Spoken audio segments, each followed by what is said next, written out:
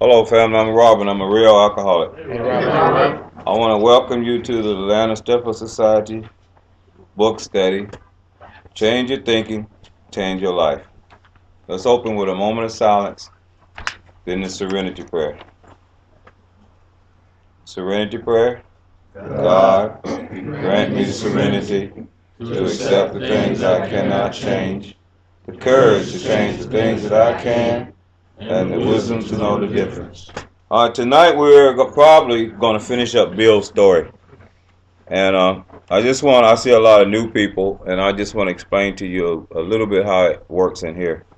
This is a book study, and so what we do is we usually go paragraph by paragraph, and I try my best to break it down to the simplest terms. You know, when I first started going to big book studies, I had like maybe 4 months clean, and I've always been in a book study. 20 years later, I've never, ever gotten out of a book study. Um, and I can honestly tell you, every time I do one, or I commit to one, or I'm a student to one, I get a new wave of spirituality. It is not the same. As I live and I go back and read it, it's totally different flavor than it was the last time. And I've been blessed because I have met a lot of good people in these book studies, and they continue to be committed to them. I know I have friends with 23 years, 25 years that never leave the book studies, you know. And I remember some years ago we had one that was up north, and it was so popular that when newcomers would come in, the guys and the females with older time, we would literally fight to sponsor that person. That's my sponsor. I'm going to sponsor him. I got that one. You know, that's how excited we were because we know that this program works. And AANA is made up of two parts. It's the fellowship and the program. This is the program. I always have to talk about the disease of addiction. We have a disease, it's twofold. It's mental and physical. Dr. Silkworth said that there's something that we must believe. We must believe that the body is as sick as our mind. So if we believe, let's reverse it. If we believe that we have a psychological problem, you know, and we believe that we need some mental help, then he said that the body is as abnormal as the mind. So you must give that the same amount of attention as you do the psychological part. That makes sense? In our body, we are allergic to alcohol and drugs. The difference is, and you know, it was like Thanksgiving, and I just want to tell everybody I'm glad you're here, and you know, and happy Thanksgiving too.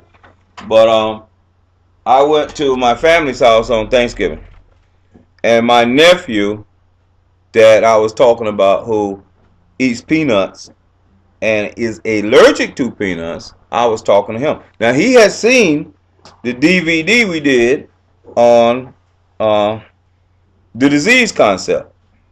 He saw it. He said, "Wow." He walks up to me. He says, "You know what the difference between me?" Now this guy is only like 17 years old. He walks up to me. He says, "You know the difference between me and addicts?" I said, "No, what's the difference?" He said, "When I eat the peanuts, I don't want any more." He said, "In fact, when you was describing me and eating peanut, I haven't had any peanuts in 5 years. I don't crave peanuts." That's he talking to me. He said, "But you, if you take any alcohol into your body produces a craving beyond your mental control. That's why people go out and drink and drug over and continue over and over and over, because their bodies crave. The peanut allergic person don't crave. That makes sense? This guy is 17 years old and understood it. So we do have a message that we need to get out. My dream is to get it globally back into the consciousness of the minds of people in recovery and people that suffer from us by being in recovery. We need to get this back into society. That's my dharma. Before I die, I would like to see this globally. We need to go back to the basics. Because we do spend a lot of money and a lot of time on the psychological issue and no time on the physical issue. But Silkworth said they're equal. So it's our job. Well, I don't know about y'all's job, but it's my job. That's my dharma. That's what I was born to do. That's my life. Sometimes me and my wife get in a conflict and she'll be saying, well, the store need this. I'll be studying. You need to run down there and price this or go look at that washing machine. And and I'm a little sarcastic, so you need to go look at the sofa and the truck is coming. That's not my dharma. That's where I work. I don't feel like working right now. I'm doing what God told me to do. But I remember in the scripture, when there was a little boy about 12 years old, they thought he was lost. His mom and dad and them, they were looking for him. I think the little kid named was Jesus. And they said, what you doing? He said, I'm doing my will that my father sent me to do. That's my will. That's what I'm going to do. And that's why we hand out these tapes and give to newcomers and stuff. And it's spreading. How do I know? I went into the barber shop the other day to get a haircut, and they were playing that CD. They didn't know who I was. They had the not the DVD, the CD. I just said they ain't got my haircut, and thank God, and went on out. I didn't have to, this is me, you know what I'm trying to say? I'm not a rapper. What's up, Lo? Alright, tonight we're in Bill's story. This is a good part. And for everybody, I do, by the grace of God now, I do have the CDs that go back from the beginning up to tonight.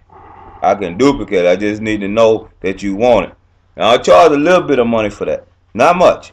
Just because you had to buy the CD. I'm trying to take the time to do it. But not much. It's like 10 CDs so far. $20. I don't care. But here the deal. Here the deal. And then, like if you missed last week, I had the CD for you. And then, anybody missed this week, they can get the CD. And they keep, because it's kind of good. Because I know the guys in our program, they go back and they play the CD over and over and over and over and kind of download it in the consciousness. So you're not going to miss anything. That makes sense. They don't give you an excuse not to come. But you're not going to miss. All right. So tonight, we're going to look at Bill. And this is, we're on page 10. Page 10. And we're going to talk a little bit about Bill, and we're going to finish his story. Now, what's really, really good about this is the fact that I have learned in my years of studying that we can now, I know how to put myself in the place of Bill.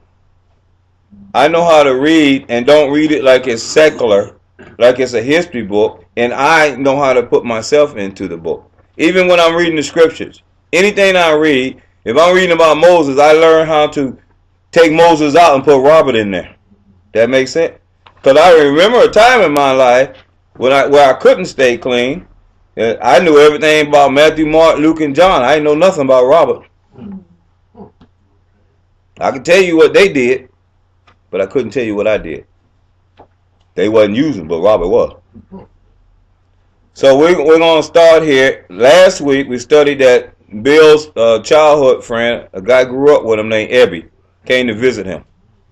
And they used to get drunk together. So, but Ebby was clean. So Ebby came to carry the message to Bill. So we're going to start right here on page 10 where it said, I had always believed. This is Bill Wilson. I had always believed in a power greater than myself. I had often pondered these things. I was not an atheist. Few people really are, for that means blind faith in the strange proposition that this universe originated in a cipher and aimlessly rushes nowhere. My intellectual heroes, the chemists, the astronomers, even the evolutionists, suggested vast laws and forces at work. Despite contrary indications, I had little doubt that a might purpose and a rhythm underlay all. How could there be so much of precise and immutable law and no intelligence? I simply had to believe in the spirit of the universe, who knew neither time nor limitation. But that was as far as I had gone. This is what Bill saying. And I had to put myself in this though. He says, I always believed in a power greater than myself. Then he goes and talks about um, my intellectual heroes, the chemists, the astronomers, even the evolution suggested fast laws and forces at work. He says, I had little doubt that a mighty purpose and rhythm underlying all. How could there be so much of precise and immutable law and no intelligence? You know, when I think about a power greater than myself, I always use the example that I did last week. And the way I see it is, I know for a shadow of doubt that there is a universal creative intelligence. I do not believe that there is not a creative force. I don't believe it. How do I know? This is just me. Because we're going to find out pretty soon, you can choose a God of your own understanding. But for me, I always use the example that's very clear in my mind that helps me. You know, we have a thrift store. And let's just say our trucks go out and pick up donations. I use 2 years. We just fence off this whole entire block up here. Around that bank, around here, put a large fence up. And we go out and we bring in all the donations. All right, we bring it in to the back. And we say, all right, let's put all the rubber over here in a pile. Let's put all the electronics over here. Let's put all the glassware over here. Let's put all the fabric and sofas over here. Let's put all the bed and wood over here. And we have these large areas that we save for 2 years. 2 years, and we got all these heaps of different type of material. And let's just say a tornado came one day. And it started like up on P Street, you know, coming that way. And it was strong. And it whirled its way and whirled its way right on top of this area here. Picked up all of that stuff, because that's what they do, right? Picked up all this stuff and carried it half a mile down the street over there by Home Depot parking lot and dumped it on the ground. We came back to work the next day and all our stuff was gone. And people running up here and say, we saw all this stuff come up in the air and it fell in Home Depot's parking lot. And when it fell, it was a 747, a brand new airplane there. That's a miracle. That's what they would tell me. Now I know you can send 100 hurricanes over here, and not one of them gonna pick all that stuff up and make no airplane. Now, I'm not that crazy. Alright. But let's take it a step further. Let's just say we had all that stuff here, and I went out and got 200 of the best scientists, chemists, engineers, construction workers on earth. And they looked at all them heaps of material. Do you think that they could put that together and make an airplane? Yes. Yes. I'm probably sure they can gather all that material, figure out a way, technically, computer-wise, and make an airplane. Right? That 200 people, those same 200 scientists, not one of them All two of them to put together cannot, in my mind, make a human eye. They might make an airplane, but they cannot. I ain't talking about no artificial eye you pop out, put back in. And if you have one, then I ain't talking about you. But I don't want nobody throwing a bottle up here, him in the head. I don't think that they can build a human eye, let alone an ant's eye. What about a fly? They have a lot of little eyes up in there, right? What about a bat? They got an eyeball, but they can't see.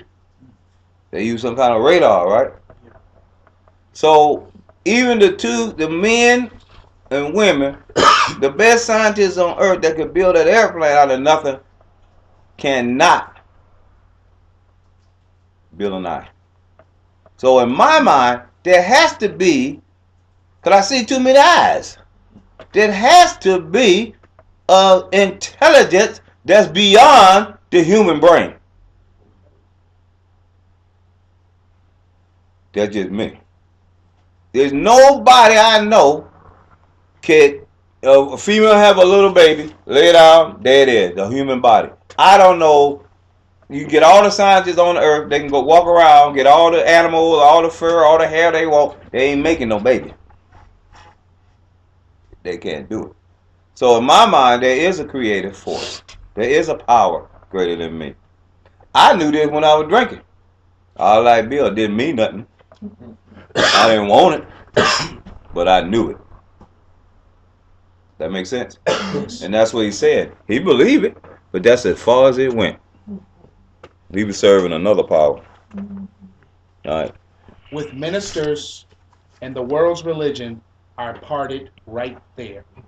When they talked of a God personal to me, who was love, superhuman strength, and direction, I became irritated, and my mind snapped shut against such a theory. You know, with ministers, world religions, I parted right there. Now I can relate to that. Real, this is just me putting myself in there, and I want you guys to be open minded and put yourself in there. I remember, cause I was a real homeless man, the real one. I see a lot of people say they were homeless because they slept in a shelter or spent a night in a car. No, I was really out there. Okay, and I remember plenty of times when religious people, especially like Jehovah's Witnesses, they used to walk up to me and tell me God loved me, Jesus Christ gonna save me, and I look up and I don't know what he doing for you, but he ain't doing nothing for me. That's how I felt. My mind was snapped shut. They be nice suit, clean, you know what I'm saying, tie on, nice pocketbook, clean clothes, pocket full of money, tell me what God gonna do for me, and I'm looking at me. You got the wrong one, buddy. That was it. That's as far as it went for me. I did not connect the dots. He might be doing something for you, but he's doing nothing for me. That's how I was. And that's what he said. I became irritated, and my mind snapped shut against such a theory. There was no personal God in my life. If you didn't believe it, look at me. That's how I would tell him. If you want to make me more godly, give me $10. You gonna make me more godly. Help me continue to get high. To Christ, I conceded the certainty of a great man, not too closely followed by those who claimed him. His mortal teaching most excellent. For myself, I had adopted those parts which seemed convenient and not too difficult. The rest I disregarded. I was thinking, I too believe that Christ was it, and Bill did too. But I had no love for the people who followed him. You know what I'm trying to say? I couldn't see it. I just couldn't do it. I couldn't see how you could be, and it was just my dumb thinking. I didn't have a lot of spirituality. In fact, I was spiritually dead. So if I say something to offend, something, but I'm just talking about how I was at the time. I'm not like that now. I couldn't see a lot of poor folk going to church and they walking and catching the bus and everything. I would look at the church and I see the pastor come up in a Cadillac. I didn't see that. Couldn't understand that.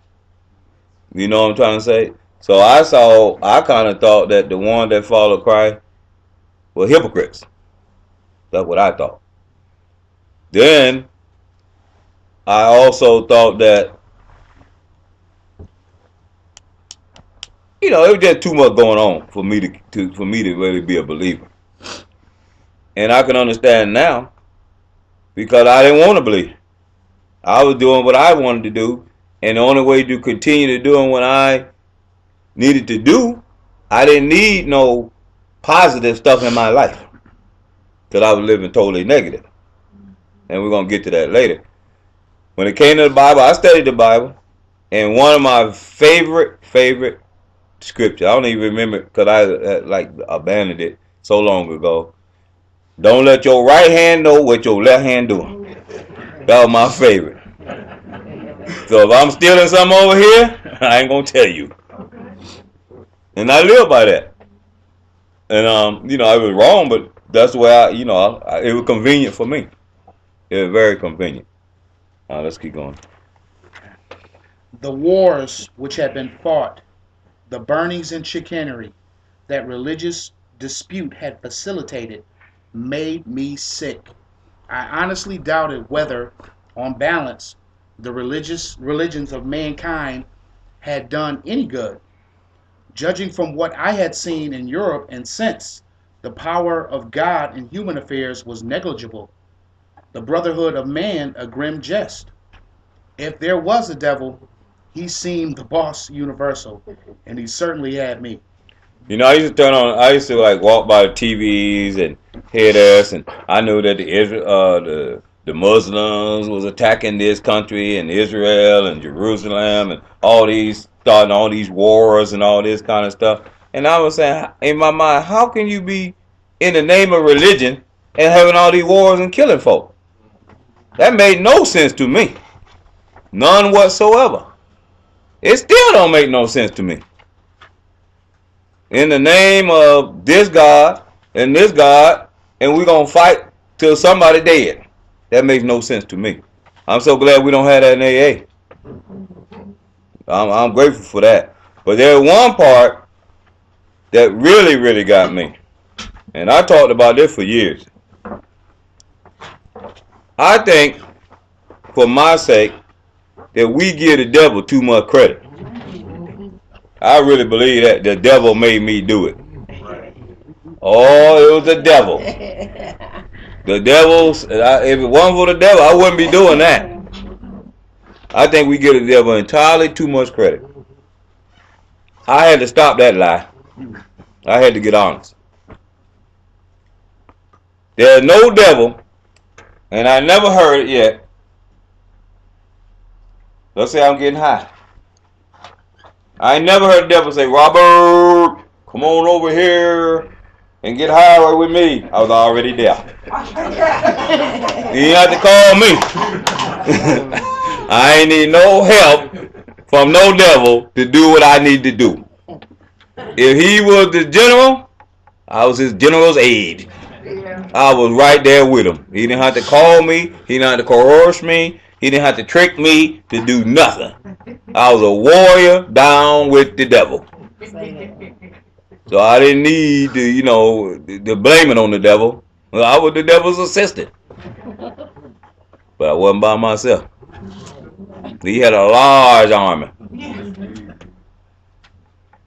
And I think he got that right.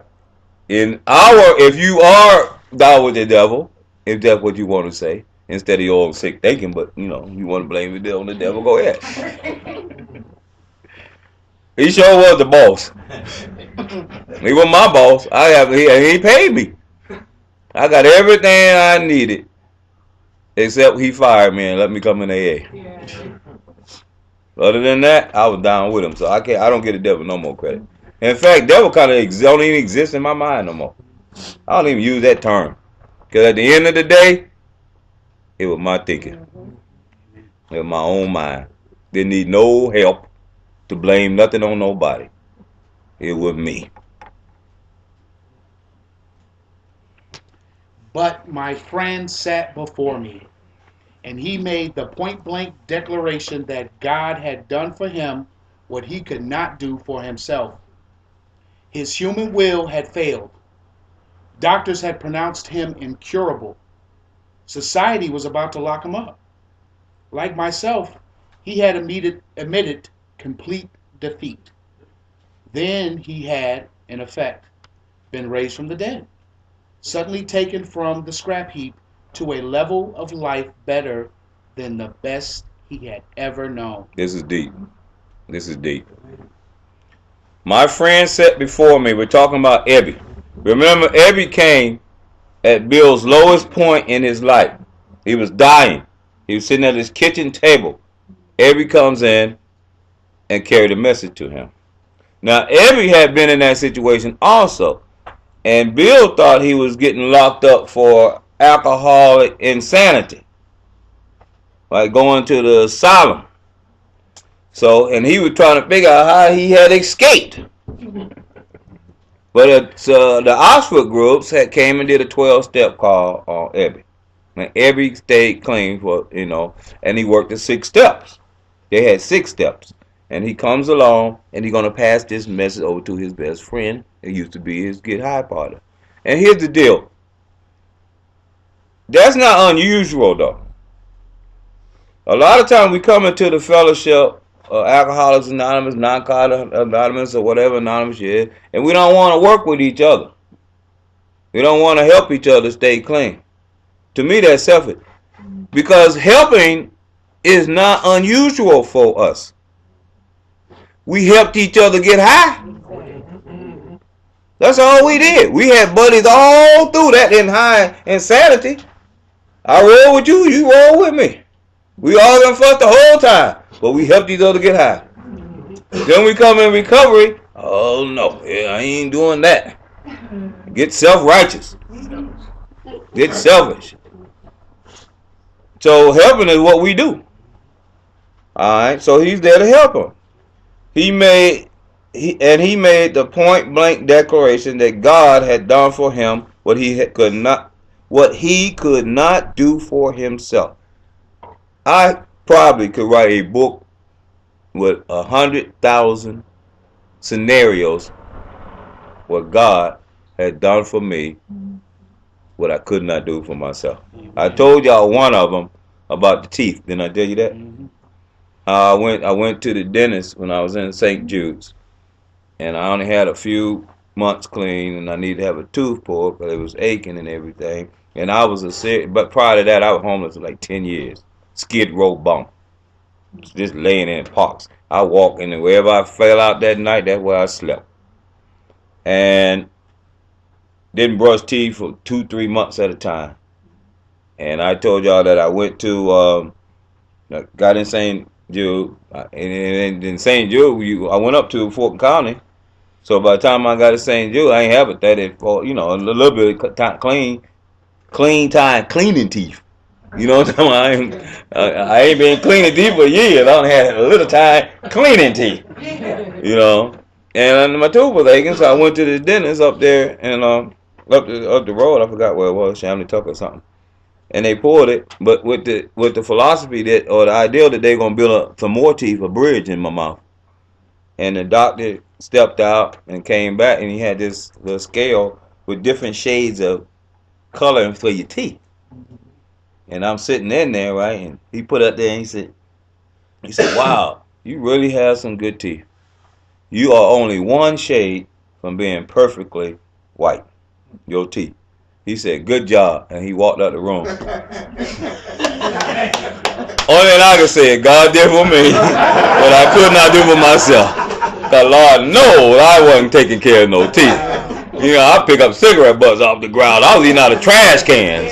It wasn't my body that did it. It's only the grace of God. If I had teeth like that dentist said, it was not me doing it. It was only God. But I have a lot of stories like that. That makes sense? Yes. All right. And he said, the human will had failed. All my human will to take care of my teeth was not there. Yeah. None. I did nothing to take care of my teeth. Doctor had pronounced him incurable. Society was about to lock him up. Like myself, he had admitted complete defeat. You know how you get down to rock bottom, you just say, this is it. This is it. I think Robin gave a good example of that. But she didn't care no more. What was. Then he had, in effect, been raised from the dead. Let's talk about dead for a minute.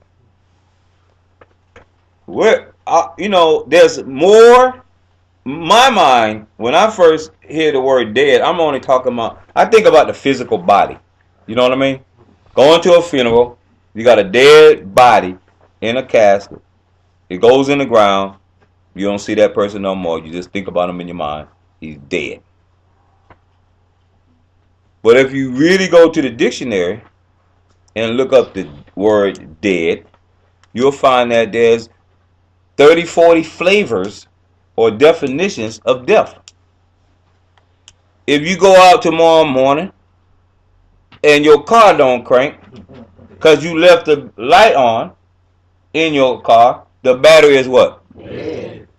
If you done like leaning some kind of way on your arm and it fall asleep, sometimes we say our arm is what? Dead. If you can't hear, you're what? Deaf. What about if you have no money? You're financially Dead broke. dead broke. What about emotionally? You could be emotionally dead. Some of y'all women know what we're talking about. I hear that all the time. My wife says, you like a 2x4. You have no emotion. Only thing you do is grunt. She said I grunt. That's the end of my emotion. So intellectually, if somebody's laying on the, having when you go in a coma, they're still alive, brain dead. So spiritually dead. That's a good one, because we all experienced that one. Right. So it said, then he had in effect been raised from the dead. We're talking about those different type of levels of death that we rise up to a more wonderful life than we ever had before. That's a promise from this program. That makes sense? Yes. That's a promise. That's a promise from the program. It's not just the dead body. We're talking about different areas of your life that's dead. All right? And he says that certainly he's taken from the scrap heap to a level of life better than the best he had ever known. That scrap heap is all that stuff that we get in the back there, that metal and crap that we don't want, that we throw in a pile and I take to the scrap yard. I guess 6 months to a year later, you go down to it and buy a little toy or buy a little wagon or buy a Coke. There it is. Went to a life better than it ever knew before. But that's what they're talking about. From junk to something productive. In the Atlanta Step Up Society, we like to say that we become productive members of society. That's what we're talking about.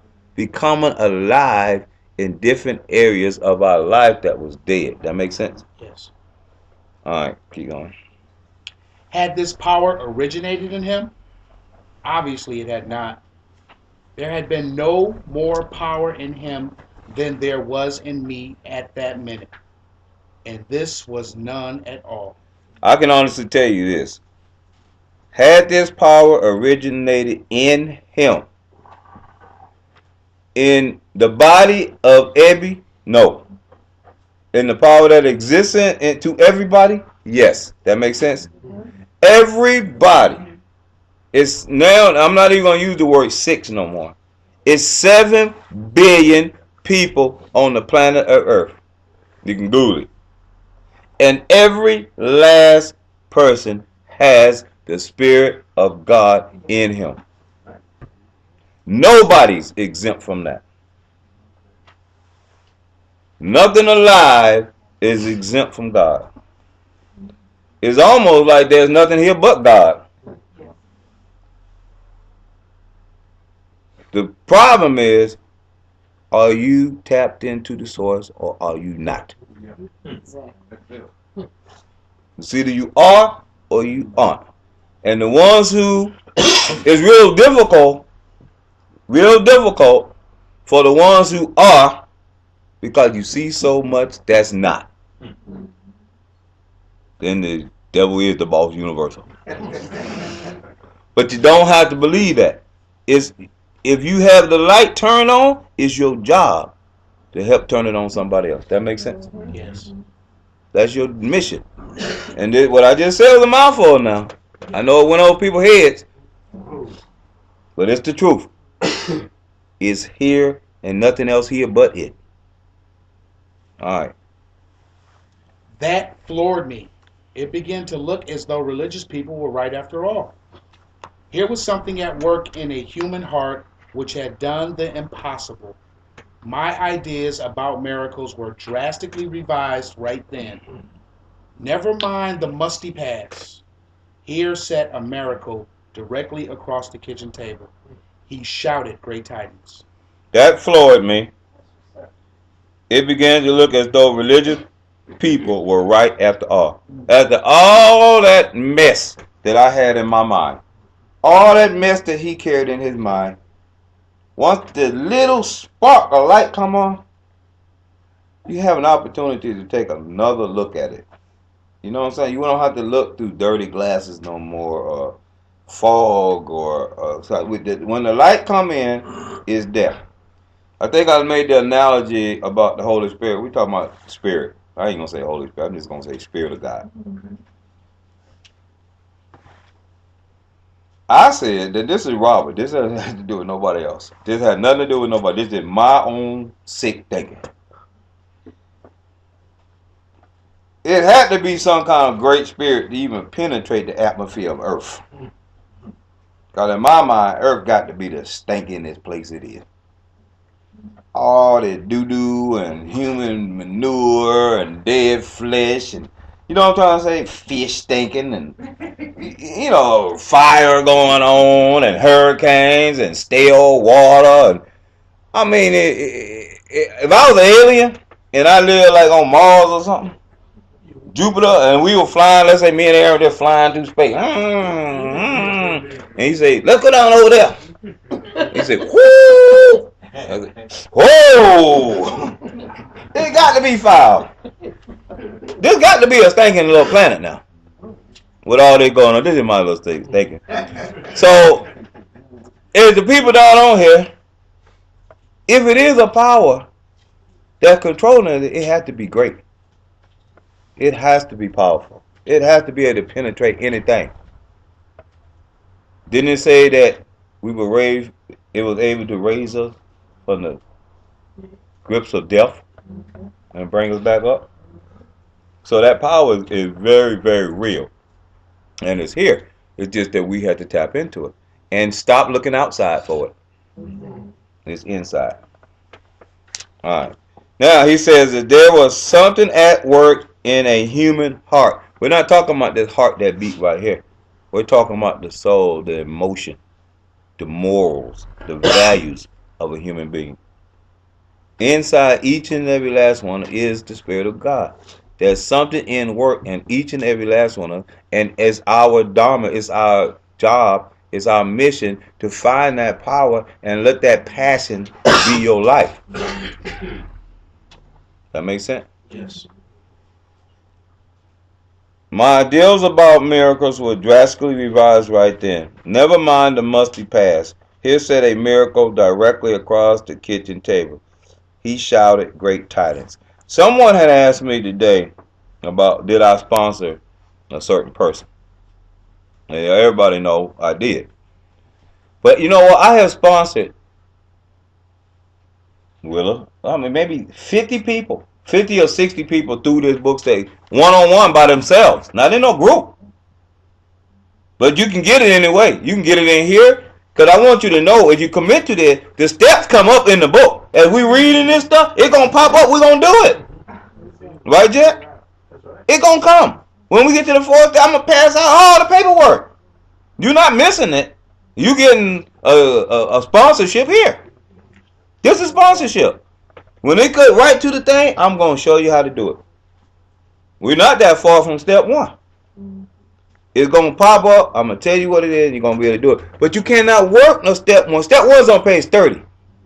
If you don't have the information, all the information before step one, page 30, how you going to work it?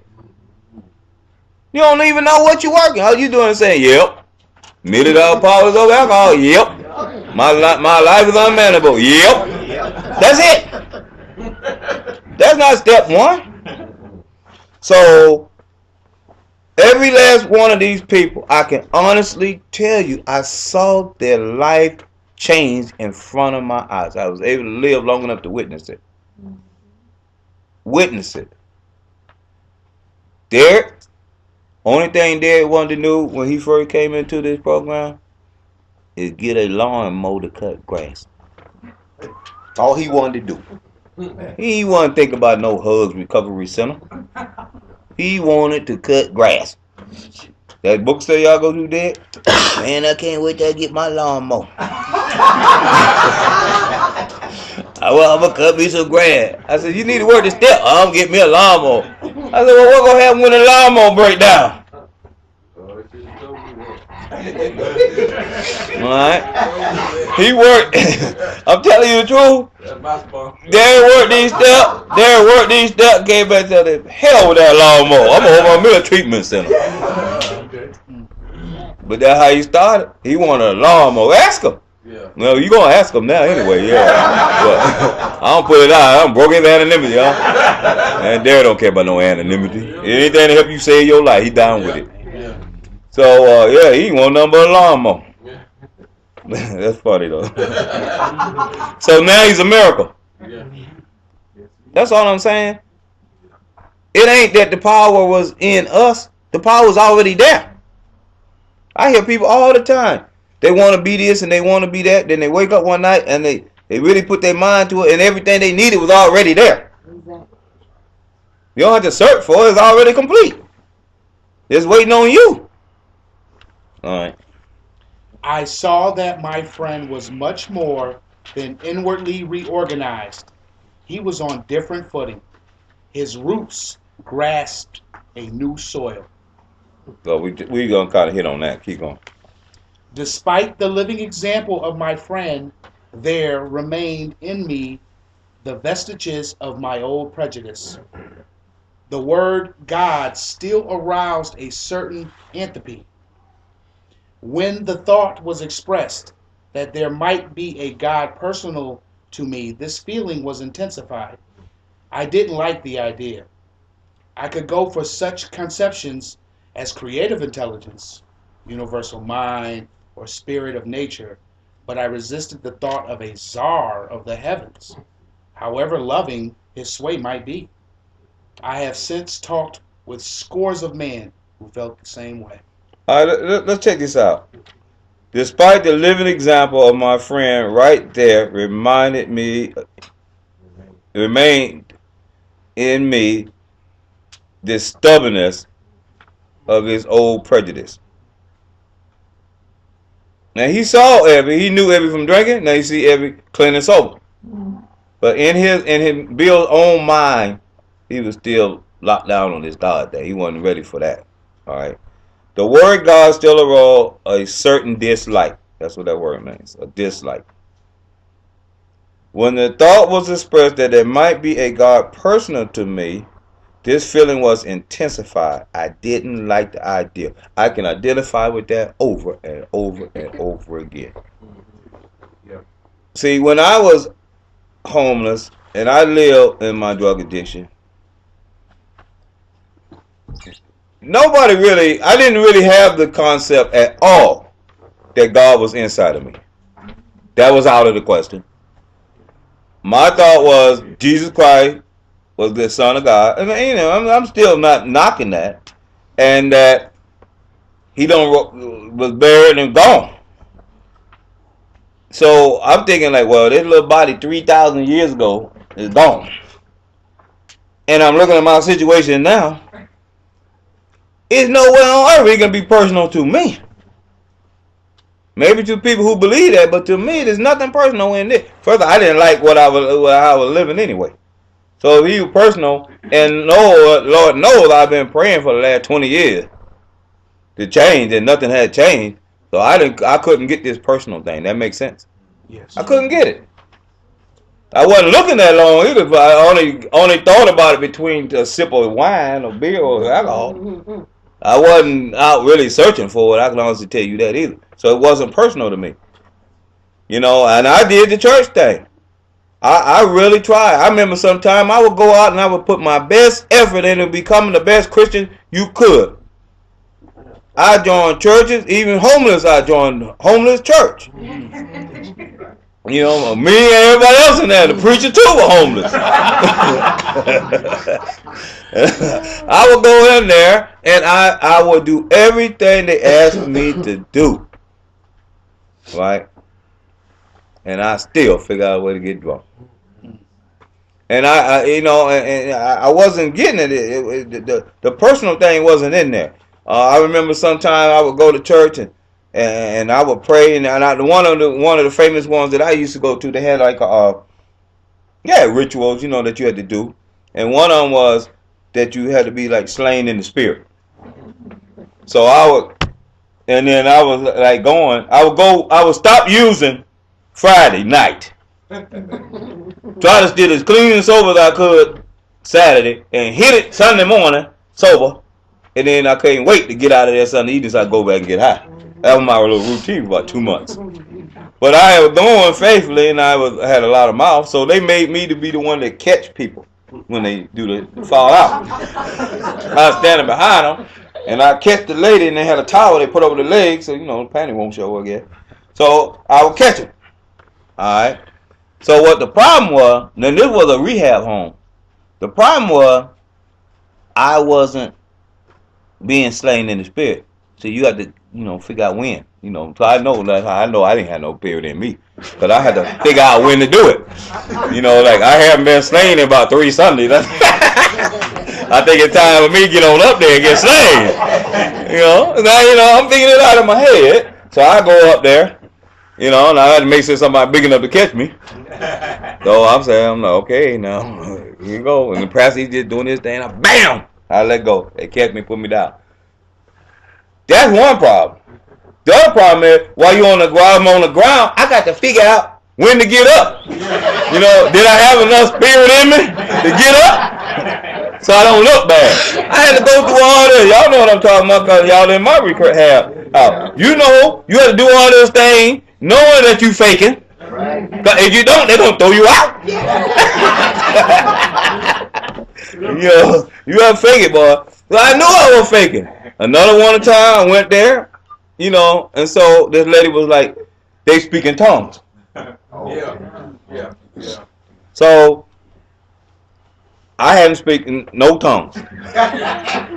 But I knew we were getting close. I better come up with some kind of language. Out the door you go. So I was in there, right? And they were like, this lady came up to me. She must have been 100 years old. One night we had a revival all night long. So everybody was speaking in tongues about 1 in the morning. I wasn't doing it.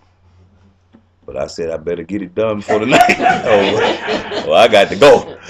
So the lady walks up to me. She said, "You don't speak in tongues?" I said, "No." She said, "Can you?" I said, "Well, I don't feel it.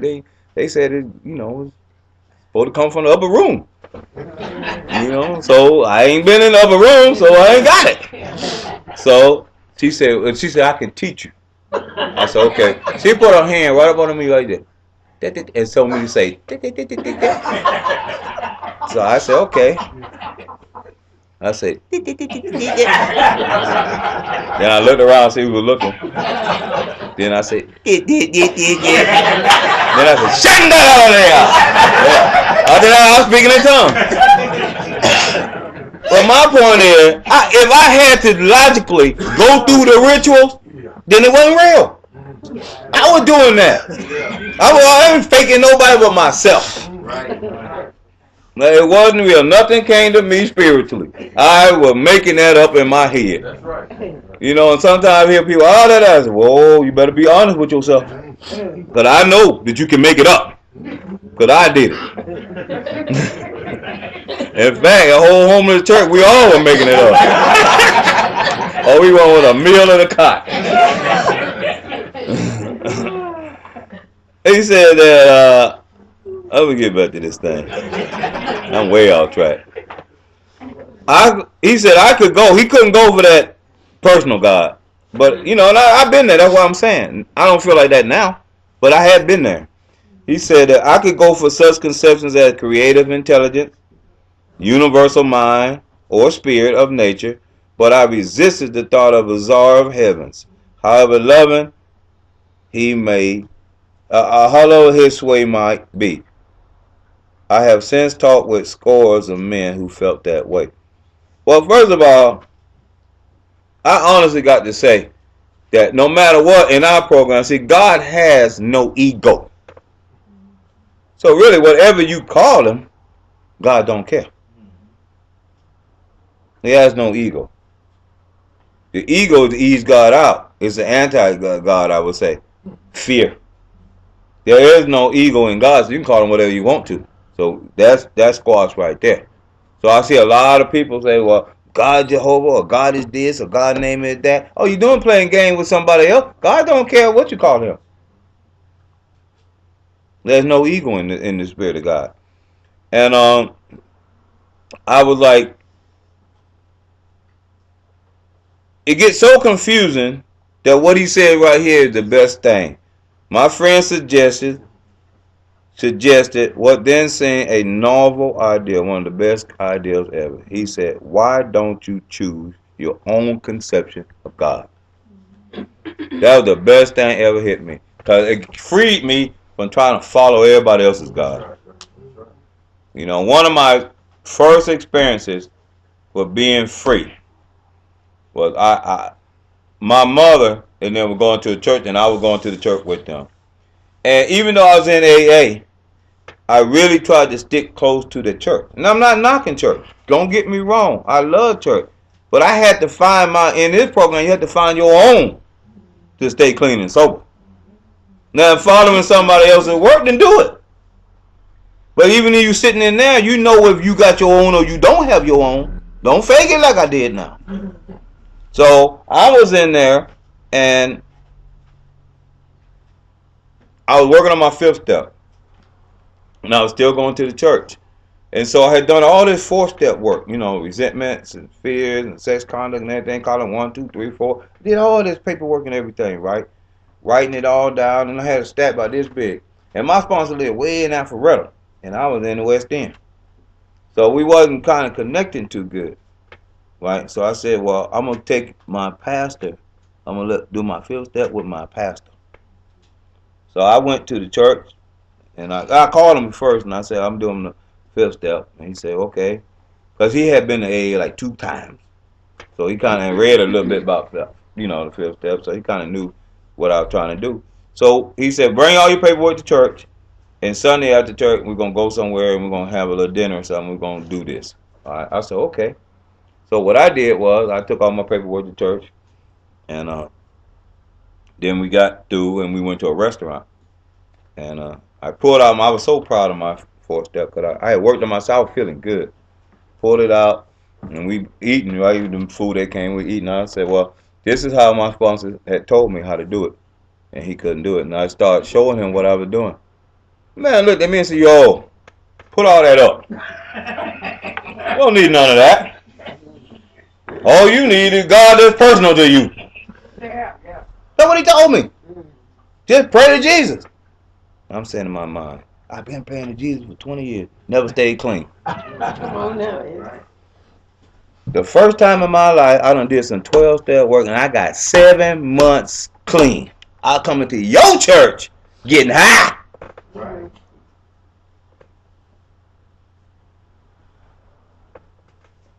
Put it back in my briefcase. How much did dinner cost? $20 on the table? Holler at you. I thought going to Alpharetta. and been clean ever since. I wasn't gonna let nobody stop me from getting my recovery. I wasn't gonna let nobody do that. And you know, I have more respect for him now than ever. I love that church more than ever because I found me in the process instead of losing me.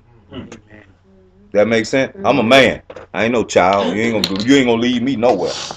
I don't let the alcohol bottle do that too long. So I found a God of my own understanding right here in this program. That's just me. I can't say that for nobody else. I don't have to look out there no more. It came through here. That makes sense? And it's 12 steps. So I hold my head up with that. I hold my head up with that one. People be trying to tell me, oh, this, you do it. I'm not doing it. Because I already know the results. And they don't even know nothing about the disease concept. You can't even tell me about the allergy. What's the good of having a solution when you don't know what the problem is? Next one. That statement hit me hard. It melted the icy intellectual mountain in whose shadow I had lived and shivered many years. I stood in the sunlight at last. There it is. Living in behind people's shadows, doing what other folk want you to do, hollering, kicking, and screaming, and you still using, then you in the shadows. You ain't in the sunlight. I don't think God made no mistake. He don't put you in AA for you not to be an alcoholic anonymous. He don't put you in a 12-step program for you not to work 12 steps. Put you in a big book study and you go to sleep. That's not the God I serve. Put you in a big book study and you looking up there, I'm gonna look at that damn Robert. What the hell he talking about? He don't know what he talking about. He ain't got but 20 years. I got 3 weeks. I'm telling you the truth, man. People sitting here right now thinking that one. Or sitting in the back here, there's a good one. Everybody been through this one. Ain't a damn thing funny. They up here laughing and joking, not realizing that laughter is healing. Yeah, your laughter is healing. You said, man, ain't a damn thing funny. All right, let's do this one, and then the last one, last paragraph. Then we're gonna stop. It was only a matter of being willing to believe in a power greater than myself. Nothing more was required of me to make my beginning. I saw that growth could start from that point. Upon a foundation of complete willingness, I might build what I saw in my friend. Would I have it? Of course I would. All right, he said that it was only a matter of being willing. Willing is the key. To believe in a power greater than myself. We can start small. You don't have to be Jesus Christ. You don't have to be 100% spiritual. You don't have to be, walking around like you some prince or God or something like that. We start small. When I first came into recovery, and it worked, my biggest prayer was, God, just keep me clean today. That's all I needed. I didn't have to. When I heard this, I could start small. Nothing else was required of me to make my beginning. I saw that growth could start from that point. That's all I needed. I didn't need, because I had tried all the other stuff before. I had tried all the Bible classes. I'm not saying all this didn't gel later. I don't want to confuse nobody. I don't want to say I'm not a fan of church. I'm saying what I had to go through to stay clean and sober. That makes sense? I had to give up other beliefs outside of AA and join AA. You understand what I mean? I told y'all before, The Falcons play New Orleans tomorrow night. I told y'all, and New Orleans gonna lose, Travis. So here's the deal. He laughing like they ain't gonna show up to play or something. I don't know. So here's the deal. I told y'all the way I feel about it. The way I feel about AA and NA. You a fan.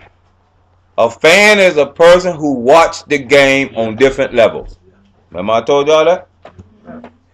You got fans who go to the game. They put on they Falcon stuff. They paint their face. They put on the players' jersey they like.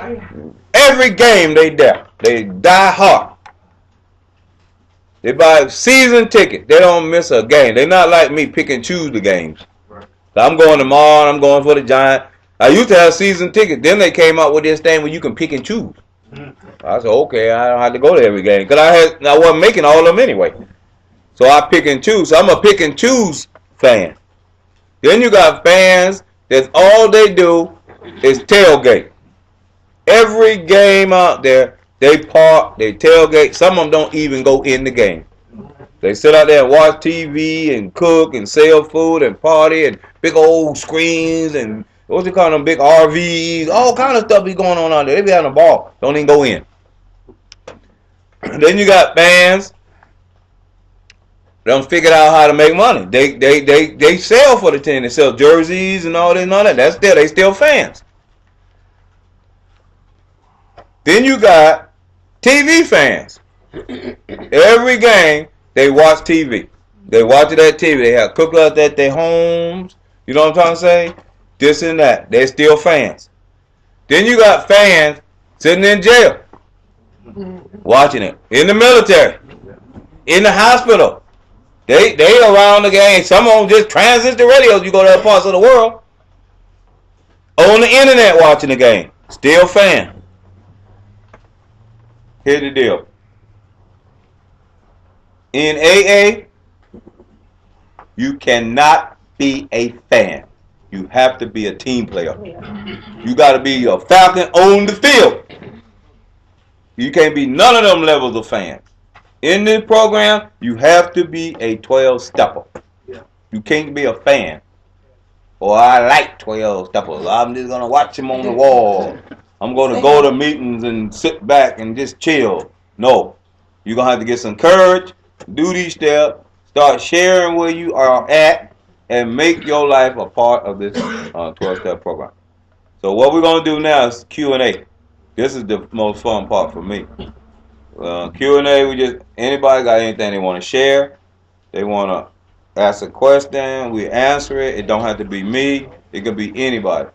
All right, let's open it for Q&A. Go ahead, Dolores. I was reading a part about what for myself I had doctors or cars with me convenient, but not extremely. I was out there, I remember one part I believed in the God, I knew it was God. One time I used him, I wanted to bless him, get more, a blessing with God trouble, but now since I'm in the room, I don't use him like that. Like I say, I talked to you one time before about me using that spiritual part of my program when I first came in, how I found it. And you was telling me it was something you need to look at that God's showing you. But it still had a reason me to go out. But I did go out. And I think the book is say, read that about quiet, but it could, it's turning point, you know what I'm saying? And I did that, and I got a more personal contact with God. I don't take it for granted like I used to, because like you said, I know there's a God, because waking me up, and, keeping me going, because it ain't by me, because all the things my body goes through, I know it's not me. It's got to be a God. It's keeping things working, inside of me. So, I finally could say that I touch back in touch with him, on a one-on-one basis, Thank you. Anybody want to comment on that? Yes. The statement that Bill said that, that Evie told Bill that, he had to come up with his own conception, I think is kind of related to our point. People have these ideas of God that somebody done told them what it is.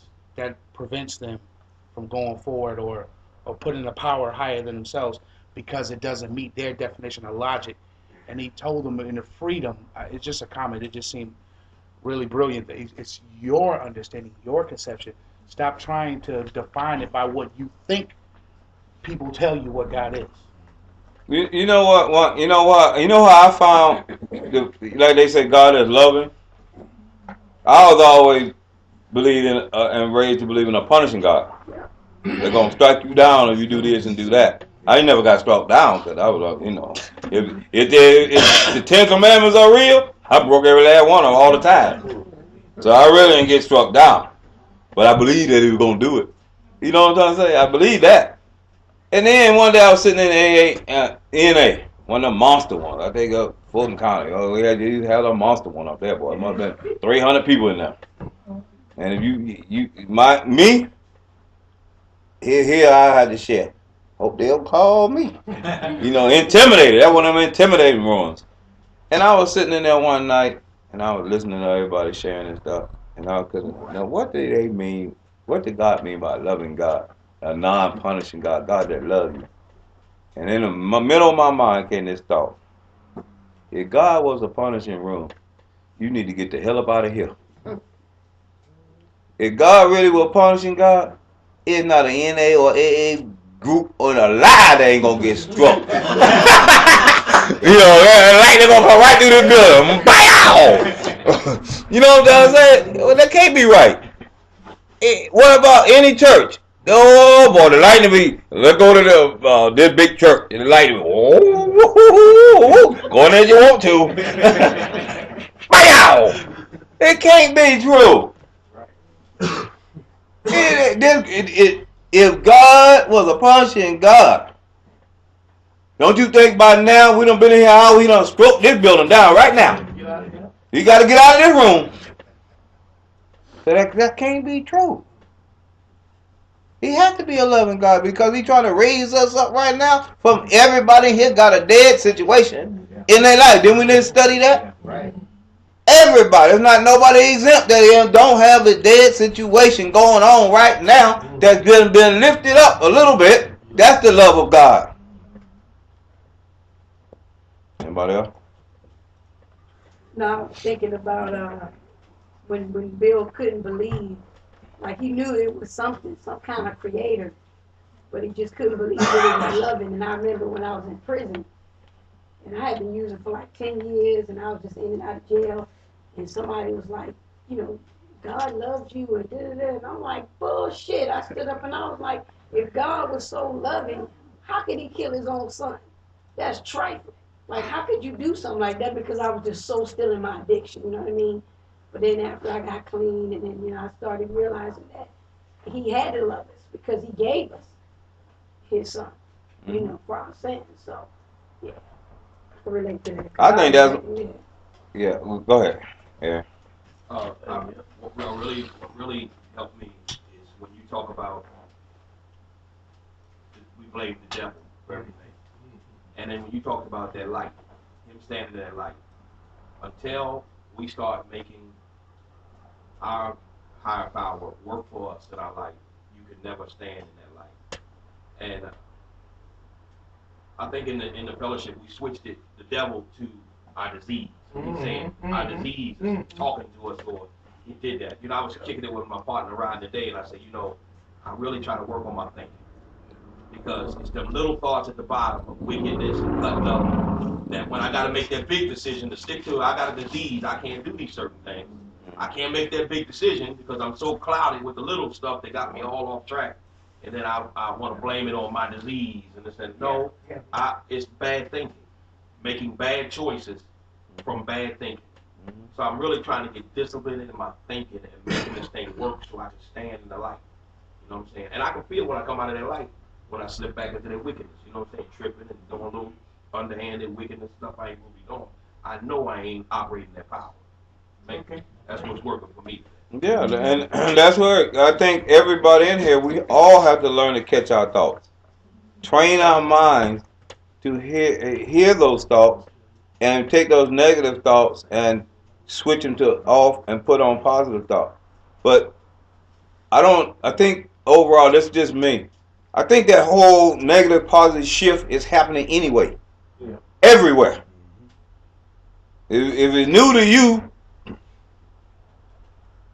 you're not late. Because it's going to be a shift for everybody to think like this. It's spreading everywhere. It's kind of like, to me, that we're going back to, I think the whole world is learning what we already know, y'all. To look inside yourself for a power greater than yourself. I think everybody is starting to get onto this now. You know, if it was me, but who am I? I think the biggest church on earth, or the biggest thing on earth, should be the 12-step program. Everybody should be in it. That's what I believe. You know, I'm going to make a statement, but you know what we said in the room. You might not have God when you walk up in here, but you know they have him stay here. That's my belief in it. And already, and the sad part about it, when you walked in with God. Thank you. Yeah. I just wanted to kind of piggyback off what you said. I think you're absolutely right because I've never been an addict for nothing in my mind. But I feel like being in an environment, learning what a real addict is and what the disease concept is and everything, I can take it and give it to the youth. I think that prevention for this disease is needed for the younger generation. So that's why I'm very, very thankful for the AA and NAB.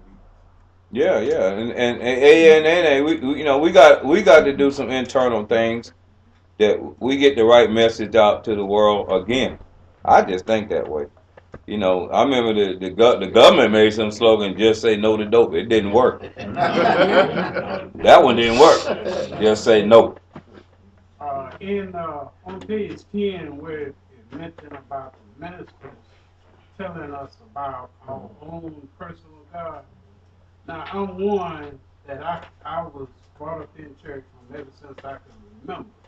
I remember my parents changing from Presbyterian to Baptist, and we had to go to church. Mm-hmm.